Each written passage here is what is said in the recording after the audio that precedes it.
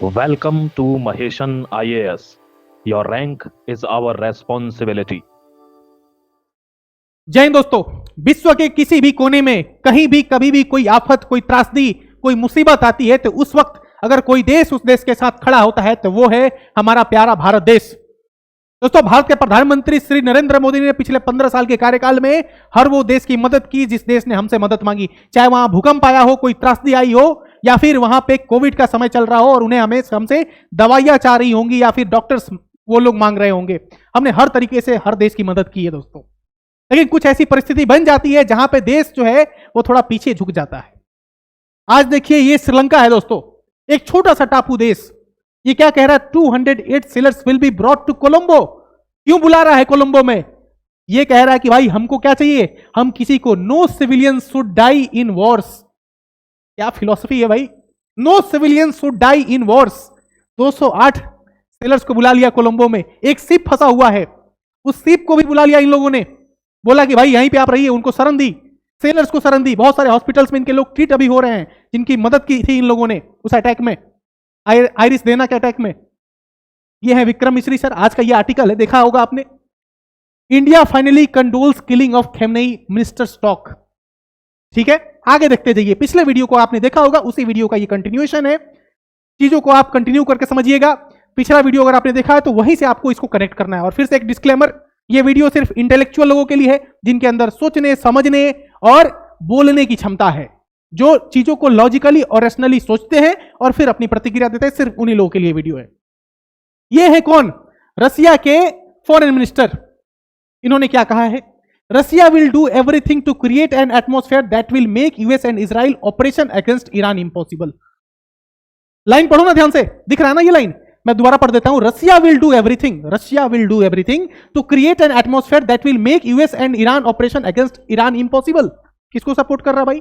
देखो, इंडिया का स्टैंड क्या होना चाहिए? इंडिया का स्टैंड न्यूट्रल होना चाहिए। लेकिन न्यूट्रल रहने के साथ साथ इंडिया को इस समय विश्व गुरु बनकर उभरना है तो उसको एक स्टैंड भी लेना पड़ेगा। और वो स्टैंड क्या होगा? वो स्टैंड ये होगा कि हम ईरान के साथ है? नहीं। क्या वो स्टैंड ये होगा हम इजराइल के साथ है? नहीं। वो स्टैंड ये होगा हम यूएसए के साथ है? नहीं। तो फिर किसके साथ है? हम हैं मानवता के साथ, ह्यूमैनिटी के साथ। हम हैं किसके साथ? हम हैं डिप्लोमेसी के साथ, यानी कि टॉक होना चाहिए, डिप्लोमेसी। हम हैं पीस के साथ। इसके साथ है भारत। भारत को ये ट्वीट करना चाहिए, भारत का ये स्टैंड होना चाहिए। भारत का ये स्टैंड नहीं होना चाहिए भाई हम इस देश के साथ खड़े हैं। भारत जो है संप्रभु देश है, सॉवरेन नेशन है, वो अपना स्टैंड ले सकता है। हम किसी के देश के साथ नहीं जाएंगे। भारत अपने लोगों के विकास के बारे में, भारत अपने ग्रोथ के बारे में, तरक्की के बारे में, डेवलपमेंट के बारे में सोचेगा। हमको किसी के देश की लड़ाई के बीच में नहीं पड़ना है। सिंपल सी बात है। लेकिन दुनिया को अगर रास्ता दिखाना है तो भारत ने क्या रास्ता दिखाया है? भारत ने बोला है कि ये युद्ध का देश नहीं है, ये बुद्ध का देश है। किसने कहा? प्रधानमंत्री श्री नरेंद्र मोदी ने कहा। तो बुद्ध की क्या फिलॉसफी है? बुद्ध की क्या फिलॉसफी है? मध्यम मार्ग, ना इधर ना उधर, मध्य मार्ग, middle path. This is the philosophy of Gautam Buddha, middle path. पढ़िए गौतम बुद्ध की फिलॉसफी, पढ़िए दर्शन, पढ़िए मिडिल पाथ। और मिडिल पाथ क्या है? शांति के रास्ते पे चलेंगे, मानवता के रास्ते पे चलेंगे। समझ में आ रही है? तो हम लोग किसी का साथ नहीं देना है, हमें किसी भी देश का साथ नहीं देना। क्यों ईरान का साथ देंगे भाई? क्यों अमेरिका का साथ देंगे? क्यों इजराइल का साथ देंगे? किसी का साथ नहीं देना है। हमें बोलना है कि भाई हम ह्यूमैनिटी के साथ है, डिप्लोमेसी और हम पीस के साथ है। ये देखिए, आप जानते होंगे ये कौन है? ब्राजील के राष्ट्रपति हैं। इन्होंने क्या कहा है? पढ़ लीजिए एक बार। My message to the United States, Israel and Iran is simple, the world is tired of your conflicts. पूरी दुनिया थक चुका है भाई तुम्हारे इस लड़ाई के चक्कर में। हमको लड़ाई नहीं चाहिए, हमको शांति चाहिए। कौन कह रहा है? जानते हैं ना आप? ब्राजील के प्रेसिडेंट लुलिया डी सिल्वा। आगे क्या कह रहे हैं? Diplomacy is not a sign of weakness, it is the highest expression of human intelligence. जो लोग कहते हैं कि भाई डिप्लोमेसी तो बातचीत तो कायर लोग करते हैं, अरे नहीं भाई, इट इज द हाइयर, देखो it is the highest expression of human intelligence. जो विद्वान लोग होते हैं वही टॉक कर सकते हैं ना। बेवकूफ लोग लड़ाई करते हैं। विद्वान लोग क्या करते हैं? वार्ता करते हैं, डायलॉग करते हैं, डिस्कोर्स करते हैं, डिस्कशन करते हैं। समझ में आ रही है आपको बात? और मूर्ख जो होते हैं वो लड़ते हैं, मूर्ख लोग लड़ते हैं हमेशा। आगे देखिए, those who die are not once signing the attack order in Washington और Tel Aviv, those who die are the innocent. अरे मेरा भी यही स्टैंड है भाई। इस एक देश का राष्ट्रपति जो बोल रहा है वही स्टैंड मेरा है। तो भाई बोलो ना, इस राष्ट्रपति को भी गाली दे दो आप। दोनों राष्ट्रपति को गाली कि भाई आप इनोसेंट क्यों बोल रहे हैं? बोलेंगे भाई इनोसेंट? उन लोगों ने साइन करके दिया है क्या? क्या वो 185 बच्चों ने साइन करके दिया था कि भाई जाइए लड़िए? खेमनेई को नहीं दिया था। उनका क्या मतलब है भाई? नेता आएंगे जाएंगे, उनका काम है आना जाना, लेकिन जो देश के लोग हैं वो क्यों मर रहे हैं? Brazil demands an immediate ceasefire and the opening of a negotiation table that is not tainted by arms, trade and interest. क्या कह रहा है कि नेगोशिएशन होना चाहिए भाई, इमीडिएट सीज फायर कीजिए. भारत भी यही स्टैंड ले कि भाई आप सीज फायर कीजिए, सीज फायर कीजिए, आपस में जो है बातचीत कीजिए, आपका जो भी इशू है उसको सॉर्ट आउट कीजिए. ये भारत का स्टैंड होना चाहिए. ये वीडियो को आप देखना चाहें तो देख सकते हैं, ये वीडियो है और इस वीडियो में जो है मैं यहाँ पे अटैच कर दूंगा. इस वीडियो को आप देखेंगे तो यहाँ पे आपको समझ में आ जाएगा कि क्या डिस्कशन इसमें हुआ है. जस्ट अ सेकेंड, ये वीडियो प्ले नहीं हो रहा, नहीं तो मैं आप Our strategic partners and will continue to maintain dialogue with these countries, and we'll do our best to, including with other countries of the international community, in the United Nations Security Council, and the United Nations General Assembly. We'll do everything to create an atmosphere that will make this operation impossible. को play करके ये video दिखा देता जहां पे आप ठीक से समझ जाते कि भाई यहां पे क्या स्टैंड है. एक चीज और आपको बताता हूं, एक समय था जब पूरी दुनिया को भारत रास्ता दिखाता था. वही रास्ता दिखाने की बात मैं कर रहा हूं. देखो चाइना क्या कर रहा है, चाइना क्या दिमाग लगाता है. देखो दोस्तों, चाइना एक ऐसा देश है जब भारत और चाइना एक साथ लगभग आजाद हुए. अगर आपको पता होगा तो आप जानते होंगे चाइना और भारत लगभग एक साथ आजाद हुए. लेकिन चाइना कहां पहुंच गया, हम उससे बहुत नीचे हैं अभी. लेकिन हो सकता है हम आने वाले समय में पहुंच जाएंगे, हम तो और आगे भी पहुंच जाएंगे, अमेरिका को भी पीछे करेंगे आने वाले समय में. लेकिन चाइना क्या कह रहा है, चाइना कह रहा है कि China strongly condemns the massive civilian casualty caused by US and Israel attack against Iran. Protection of civilians in arm conflict is a red line and must not be violated. अब देखो, रसिया को तुम बोल रहे हो कि भाई रसिया बोल रहा है कि साथ देने के लिए, उसको भी कंडेम करना है, आप लोग उसके भी अगेंस्ट हैं. चलो ठीक है, ब्राजील बोल रहा है, उसको भी चलो नहीं मानेंगे. चाइना बोल रहा है, उसको भी नहीं मानेंगे. और ये तीनों लोग क्या बोल रहे हैं, तीनों लोग बोल रहे हैं कि भाई आर्म्ड कंफ्लिक्ट नहीं होना चाहिए, सीज फायर होना चाहिए, पीस होना चाहिए, प्रोस्पेरिटी होनी चाहिए, बातचीत होनी चाहिए. यही बात भारत भी बोल दे. इसमें क्या दिक्कत है बोलने में कि भाई हम लोग चाहते हैं कि भाई आप लोग शांति से रहिए, क्यों लड़ रहे हैं आप लोग. इतना तो बोल सकते हैं. दो लोग लड़ाई अगर लड़ते हैं तो तीसरा व्यक्ति क्या करता है, तीसरा व्यक्ति जाके वहां पे मीडिएशन करता है. मीडिएशन का मतलब क्या होता है, मध्यस्थता. मध्यस्थता मीडिएशन तो कर सकते हैं हम दो पार्टी के बीच में, और वो करेंगे तो पता है क्या होगा, भारत का जो ओहदा है, भारत का जो इमेज है वो यहां पे पहुंच जाएगा. पूरा विश्व दो खेमे में बटा हुआ था, एक्सिस पावर, एलाइड पावर. उसके बाद कोल्ड वॉर हुआ, दो भाग में बटा है, यूएसएसआर, यूएसए. एक गुट अलग से बन गया, उसका नाम था non align movement. Non align movement, गुट निरपेक्ष, गुट निरपेक्ष आंदोलन. वही काम कर रहे हैं यहां पे. देखो China, indiscriminate use of force can not be accepted. This is ministry of foreign affairs spoke person of China. अरे ये लोग इंटेलेक्चुअल नहीं है क्या, इन लोगों के पास बुद्धि नहीं है, ये लोग डिप्लोमेसी नहीं जानते हैं, फॉरेन अफेयर्स क्या होते हैं ये लोग नहीं जानते. कहां से आए हैं, मार्स से आए हैं क्या ये लोग. आप लोग सिखाने लगते हैं कि भाई ये हमारी डिप्लोमेसी नहीं होनी चाहिए. अरे रसिया से सीख लो, ब्राजील से सीख लो, चाइना से सीख लो, कहीं से तो सीखो. आगे देखिए, ये हाँ ये देखो, चाइना स्ट्रांगली कंडेम्स, ये माओनिंग है, स्पोक पर्सन. आगे देखिए, आपको बताता हूं. चाइना, आपको मैंने बताया कि चाइना और भारत एक साथ आजाद हुआ, लेकिन चाइना कहां पहुंच गया, भारत कहां पे है. पता है क्यों, चाइना कभी भी फालतू की चीजों में पड़ता नहीं है.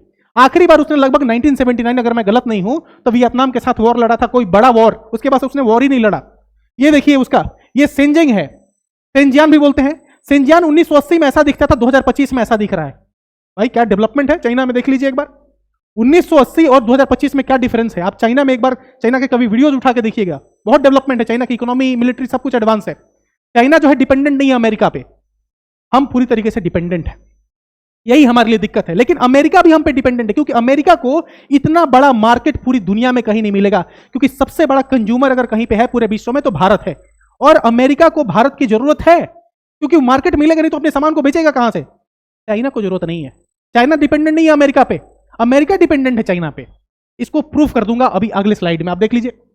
China will send its special envoy to Middle East for mediation. देखो चाइना कह रहा है कि मैं कुछ लोगों को भेजूंगा, कहां पे, मिडिल ईस्ट में. किस लिए भाई, लड़ने के लिए. नहीं भाई, लड़ना नहीं है. लड़ेंगे तो भाई देश की अर्थव्यवस्था चरमरा जाएगी. लड़ने में क्या लगता है, मनी, और क्या लगता है, मैन एंड मनी दोनों का लॉस होगा ना. तो लड़ेंगे नहीं, हम मध्यस्थता करेंगे. हम जाके दोनों पार्टी को बोलेंगे भाई आप लोग शांत हो जाइए. यही काम भारत को भी करना है. दोनों पार्टी को बोलना है आप लोग शांत हो जाइए, क्यों लड़ रहे हैं. लड़ना थोड़े है किसी से, लड़ के हम अपने आप को क्यों बर्बाद करेंगे. लड़ाई में बर्बादी होती है, लड़ाई नहीं लड़ना है, डिप्लोमेसी करनी है. और डिप्लोमेसी ये नहीं होता कि भाई हम चुपचाप बैठे रहेंगे घर में, हम चुपचाप है, कुछ नहीं बोलेंगे, मुंह पे टेप लगा देंगे. ये डिप्लोमेसी नहीं होती है. डिप्लोमेसी ये होती है कि भाई जो चाइना कर रहा है, जो रसिया कर रहा है, जो ब्राजील कर रहा है, ये डिप्लोमेसी है कि भाई ना इसका साथ दे रहे हैं ना इसका साथ दे रहे हैं. हम बोल रहे हैं कि भाई आप लोग बात कीजिए, हम लोग बोल रहे हैं कि शांति बनाए रखिए. ये होती है डिप्लोमेसी भाई. डिप्लोमेसी का डी समझिए आप, है ना. ये देखिए, ये व्यक्ति जानते हैं इस व्यक्ति को आप? इस व्यक्ति को आप नहीं जानते होंगे, लेकिन यू जिंग जो है, यू जिंग कौन है भाई? ये आप सोच रहे हैं कि भाई ये आप किसका लगा दिए हैं सर, ये कौन है फोटो में? ये जो चाइना की जो एम्बेसी है ना भारत में, उसकी हेड है एक तरीके से, spoke person of Chinese embassy in India. मैंने लगा दिया ताकि आप लोग ये ना समझे कि सर किसको उठा लाएं। मैं यहां पे आज तक किसी भी वीडियो में फालतू की चीजें ना लगाता हूं, ना कोई ऐसी चीजें लगाता हूं जिसका हमारे वीडियो से, जिसका दिमाग से, सोचने समझने से कोई लेना देना हो। कुतर्क की चीजें नहीं लगाता, तर्क वाली चीजें लगाता हूं। इनको बोल रही है ये यूजिंग कि भाई आप लोग अमेरिका को दोस्त मानते हो, मजाक उड़ा रही है। हाँ भाई हम तो अमेरिका को दोस्त मानते, तो अमेरिका ने ऐसा क्या कर दिया कि मजाक उड़ा रही है? आगे देखिए अमेरिका ने क्या कह दिया। अमेरिका कह रहा है कि US won't give India the same kind of economic advantages it gave China which allowed that country to emerge as a major competitor. समझ में नहीं आया? दोबारा समझा देता हूं, ये पूरा आर्टिकल एक बार पढ़ लीजिएगा आप। ये इंडियन एक्सप्रेस में, हिंदू में, इन सब में जो है, टाइम्स ऑफ इंडिया में छपा हुआ है ये आर्टिकल, एक बार पढ़ लीजिएगा आप लोग। क्या कह रहा है ये व्यक्ति कह रहा है, इसका नाम है क्रिस्टोफर लंडाउ, ये नाम है इसका, क्रिस्टोफर लंडाउ। ये डेप्यूटी सेक्रेटरी ऑफ स्टेट है। Deputy secretary of state is a very big position in United states of America.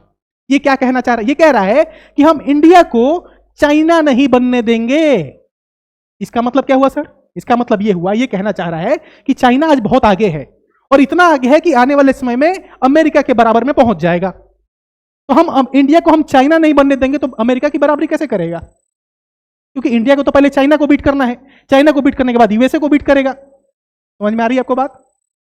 तो कह रहे कि इंडिया को हम आगे ही नहीं बढ़ने देंगे। अब बताइए दुश्मन कौन है? और ये कहां पे कर रहा है पता है? ये कहीं ऐसा नहीं है कि आप ईरान में, इराक में, लीबिया में, यहां पे जाके कह रहे हैं, नहीं, न्यू दिल्ली में आया था ये। और ये न्यूज कब की है? आज की न्यूज है। न्यू दिल्ली में आकर रायसीना डायलॉग चल रहा है, न्यू दिल्ली में रायसीना डायलॉग, और रायसीना डायलॉग में आके इसने ये बात बोली है कि भाई हम इंडिया को चाइना नहीं बनने देंगे, यानी कि इंडिया को सुपर पावर नहीं बनने देंगे। ये है अमेरिका का सबसे बड़ा साजिश भारत के खिलाफ। आप लोग मेरे वीडियोज को देखते हैं, देखने के बाद आपको चीजें समझ में भी आती हैं, लेकिन आपके मन में एक बात बैठी हुई है, उसको आप सोचते हुए आप सही से समझा, काउंटर आर्गुमेंट नहीं दे पाते। मैंने अपनी वीडियोज में, पिछले 2-3 वीडियोज में सिर्फ आपको एक ही बात समझाने की कोशिश की है कि आप अमेरिका के चुंगल में ना फंसें। हमको पाकिस्तान, चाइना, इन सब देशों से डर नहीं है, हमको डर है सिर्फ एक ही देश है, वो है अमेरिका। अमेरिका जो कर सकता है वो और कोई देश नहीं कर सकता। ये देखिए खुला बयान है, we won't make the same mistake with India that we did with China. US deputy secretary of state, condemn कीजिए ना इसको, लिखिए काउंटर आर्गुमेंट। मैं तो चाहता हूं आप सभी जो भी ये वीडियो देख रहे हैं, इसका काउंटर आर्गुमेंट क्या देंगे आप लोग थोड़ा लिखिए एक बार। आगे देखिए, इतने पे ही नहीं रुकना है, आगे देखते जाइए। ये है ट्रेजरी सेक्रेटरी है वहां पे, इनका नाम है स्कॉट बेसेंट। ये क्या कहते हैं? ये कहते हैं कि भाई हमने भारत को परमिशन दे दिया, पढ़ लीजिए ना आप, यूएस ने भारत को रूस तेल खरीदने की आंशिक मंजूरी दी। आंशिक का मतलब होता है टेम्पररी, टेम्पररी परमिशन दिया है कि भारतीय रिफाइनरी जो है रूस से तेल खरीद सकते हैं 30 दिन के लिए, मतलब 4 अप्रैल तक हम तेल खरीद सकते हैं। अरे भाई, भारत को बताने वाला ये कौन है? भारत एक संप्रभु राज्य है। सोवरेनिटी का मतलब होता है कि चाहे वो आंतरिक मामला हो या फिर बाहरी मामला हो, दोनों मामलों में हम अपनी जो डिसीजन है, जो निर्णय है, वो बिना किसी से इन्फ्लुएंस हुए, बिना किसी के प्रभाव में आए हुए हम अपने निर्णय ले सकते हैं। That is called sovereignty. और किसी भी देश को अगर बनना है तो कुछ चीजें इंपॉर्टेंट होती है, जैसे कि वहां पे पॉपुलेशन होना चाहिए, एक टेरिटरी होनी चाहिए, सोवरेनिटी होनी चाहिए, गवर्नमेंट होनी चाहिए, और उसमें सबसे महत्वपूर्ण होता है सोवरेनिटी। अगर आपके पास सोवरेनिटी नहीं है तो आप एक देश नहीं है। क्यों? जब हम देश के गुलाम, हमारा देश गुलाम था 1947 से पहले, अंग्रेजों के जब हम गुलाम थे, हमारे पास सब कुछ था, बाउंड्री था, स्टेट था, लेकिन हमारे पास सोवरेनिटी नहीं थी, हमारे पास अपनी गवर्नमेंट नहीं थी, इसलिए हम गुलाम थे। लेकिन आज तो हम सॉवरेन हैं। We the people of India having solemnly socialist democratic republic country, ये तो हमारा प्रियम्बल है कि हम भारत के लोग भारत को कैसे बनाते हैं?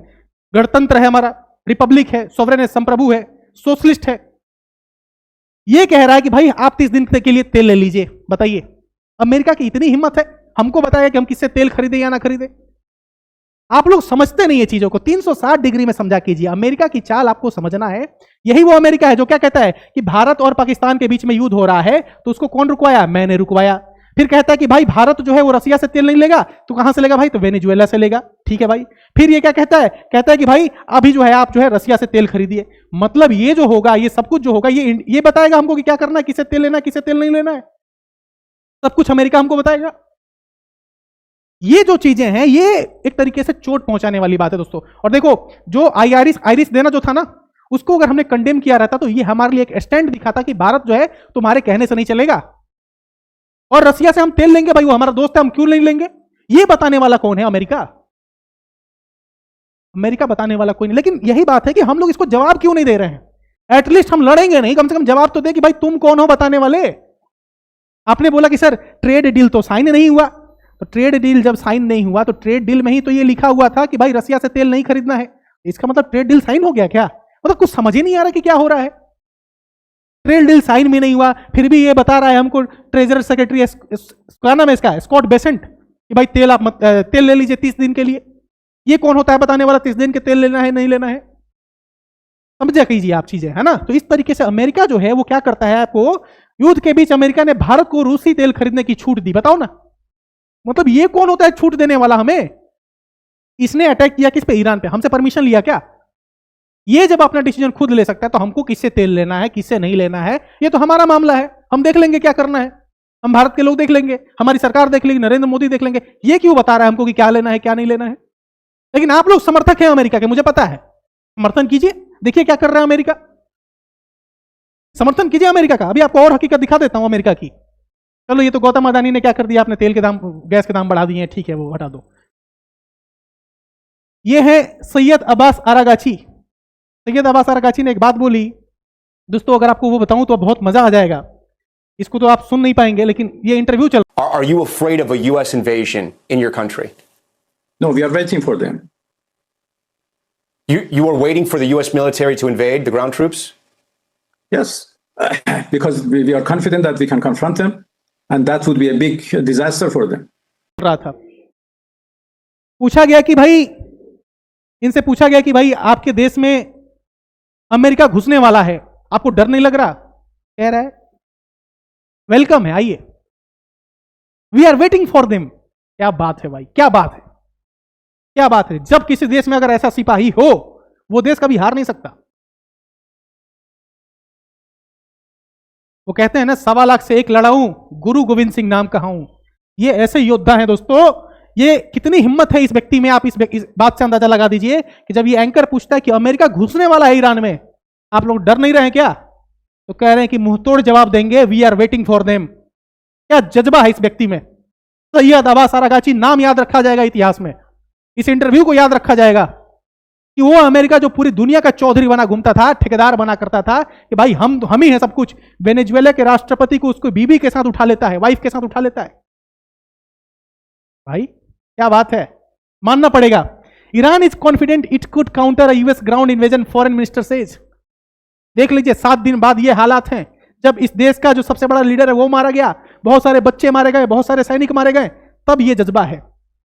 अरे यूएस को तो घमंड है ना भाई कि हम तो जहां जाएंगे वहां पे तो अपना तख्ता पलट कर देंगे, अपना आदमी बैठा देंगे, पपेट बैठा देंगे, वो हमारे अकॉर्डिंग काम करेगा, जैसे वेनेजुएला में इसने किया। उसी तरह का काम ये ईरान में करना चाहता था। समझ में आ रही है बात आपको? आगे देखिए, ये अलकायदा का सबसे बड़ा आतंकवादी था 2003 से 2016 के बीच में। फिर ये राष्ट्रपति बन गया, क्यों? पैरों में झुक गया ना। आतंकवादी राष्ट्रपति बन जाता है, आतंकवादी जो है लीडर बन जाता है, किसी देश का सबसे बड़ा लीडर बन जाता है, क्यों? झुक गया। तो अमेरिका की एक ही बात है कि भाई अगर आप हमारे सामने झुकेंगे तो आपको हम थोड़ा करते रहेंगे, अगर सीना तान के खड़े रहेंगे तो वही हाल होगा जो खेमनेई का हुआ, वही हाल हुआ जो मदुरो का हुआ, वही हाल होगा। ये क्लियर बात है, ये अमेरिका की धमकी है, धमकी है ये। इस तरीके से आके उसने जो है इंडियन ओशियन में आके मार दिया, मानना पड़ेगा ना इस बात को। धमक है भाई उसकी। एक आतंकवादी कैसे बन जाता है किसी देश का लीडर? क्यों? क्योंकि भाई ये शरण में चला गया, यहां पे शरण में, चरण पादुका में चला गया। और फिर देखो फोटो ले रहा है, चेहरा देखो, ये चेहरा और ये चेहरा दोनों एक ही व्यक्ति का चेहरा है भाई। लेकिन चरण पादुका में जब आप जाएंगे तो बराबरी में आप फोटो खिंचवाएंगे।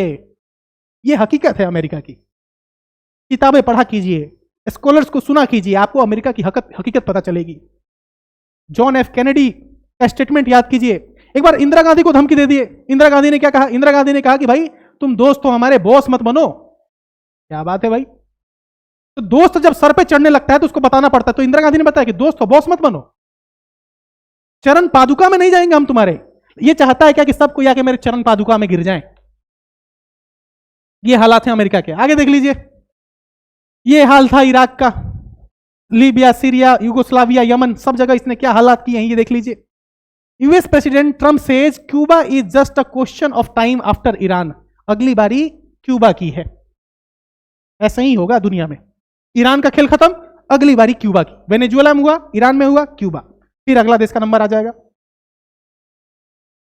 इसीलिए हेनरी किसिंजर की बात याद कीजिए, to be an enemy of America can be dangerous but to be a friend is fatal. Henry Kissinger. हो सकता है मैं इतना वीडियो बना रहा हूं अमेरिका के खिलाफ में, सीआईए वाले मेरे पीछे ना पड़ जाए। आप लोग समझते नहीं है मेरी बातों को। भारत मेरे लिए सबसे प्यारा है, भारत की सरकार को मैंने चुना है, भारत की सरकार पर मुझे पूरा विश्वास है। लेकिन अमेरिका हमको बताएगा कि क्या करना है। पाकिस्तान को मैं कुछ नहीं समझता, भारतीय सरकार भी कुछ नहीं समझती, आप लोग भी कुछ नहीं समझते पाकिस्तान को, मुझे पता है। लेकिन अमेरिका हमको क्यों इतना दादागिरी दिखा रहा है, मुझे इस बात से तकलीफ है। हम क्यों चरण पादुका में जाएंगे उसके, क्यों चरण पकड़ेंगे उसके। आप लोग थोड़ा मेरे लिए दुआ कीजिएगा कि सीआईए वाले मेरे पीछे ना पड़ जाए कि भाई ये तो हमारी पोल खोल रहा है। पोल खोलूंगा तुम्हारी।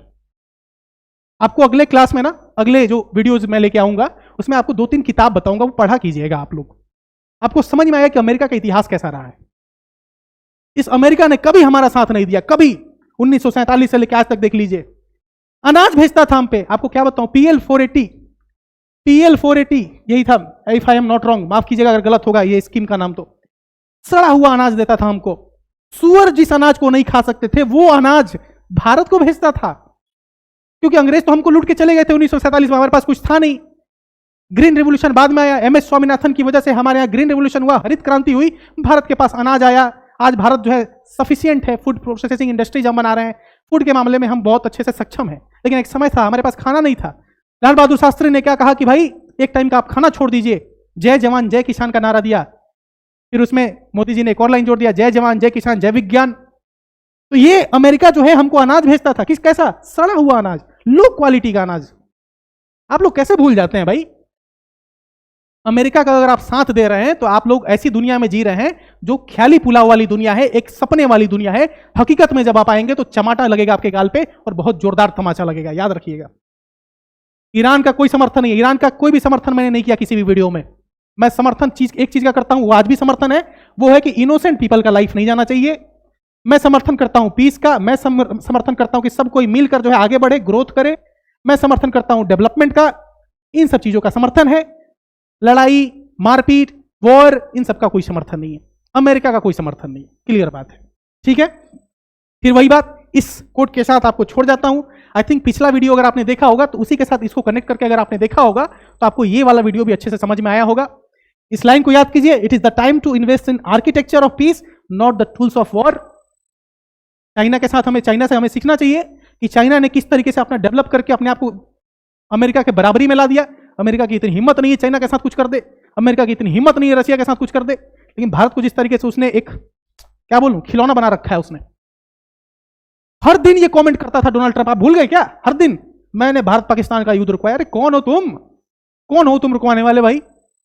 मैं भारत का पाकिस्तान का वॉर नहीं रुकवाता तो हजारों लाखों लोग मारे जाते। कौन हो भाई? चाचा बन रहे हो ज्यादा, ठीक है। We spend billions of dollars to find life on the other planet and trillions of dollars killing the life on the earth. With this quote, इस कोट के साथ आज का वीडियो मैं खत्म कर रहा हूं। आप सभी हमारे साथ जुड़ना चाहते हैं, मेरे से पढ़ना चाहते हैं तो आप इस कोर्स को ज्वाइन कर सकते हैं। इसकी फी है मात्र 999 रुपीज, और अगर आप प्रीलिम्स क्वालिफाई करेंगे तो ये पैसे वापस कर दिए जाएंगे। ये सारे फीचर मैं आपको दूंगा इस कोर्स में, और इस QR कोड को स्कैन कीजिए और इस कोर्स को ज्वाइन कर लीजिए 999 रुपीज में। Thank you so much for watching this video. Take care, have a good day. और आपके कोई भी पॉइंट है, आर्गुमेंट्स हैं, counter arguments, logical counter arguments हैं आपके पास, लॉजिकल प्लस रैशनल, यही आर्गुमेंट लिखा कीजिएगा। नहीं अगर है आपके पास तो कमेंट मत कीजिएगा। लॉजिकल और रैशनल आर्गुमेंट है तो कमेंट कीजिए, नहीं है मत कीजिए कमेंट। सिलसिलेवार तरीके से पॉइंट नंबर 1 सर आपने ये बोला, मेरा आर्गुमेंट ये है। Point number 2, point number 3, point number 4, सबसे बेस्ट जो आर्गुमेंट होगा अगली क्लास में यहां पे डिस्प्ले करूंगा और उसके साथ उसका डिस्कशन कर लेंगे लास्ट के 1 मिनट में। Take care, have a good day. जय हिंद, जय भारत, भारत माता की जय।